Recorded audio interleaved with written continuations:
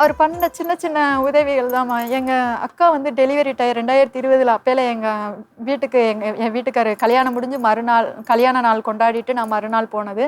எங்க அம்மாவுக்கு வந்து என் கல்யாணத்துக்கு முன்னாடியே வந்து கை வராம இருந்ததும்மா. அப்பயில வந்து என் வீட்டுக்காரர் வந்து கல்யாணத்துக்கு பிறகு எனக்கு வந்து ஹெல்ப்பா இருந்தாங்க. அம் அ அதேபோல என் தம்பிக்கு வந்து ஜாப் வந்து என் வீட்டுக்காரர் கல்யாணம் முடிச்ச பிப்ரவரியில கல்யாணம். மே மாசம் தான் என் தம்பிக்கு வேலை கிடைச்சதும்மா. ஹிந்துஸ்தான் பெட்ரோலியம் கார்ப்பரேஷன் லிமிடெட்ல அவன் இப்ப 7 வருஷமா ஒர்க் பண்ணிட்டு இருக்கான். அது போக வந்து என்னுடைய தாய் மாமா பேர வந்து எங்க அப்பா என்னுடைய கல்யாண பத்திரிக்கை அப்பதான் ஃபர்ஸ்ட்டு போடுறாங்க. எங்க 2 அக்காங்களுக்குமே அவங்க போடல.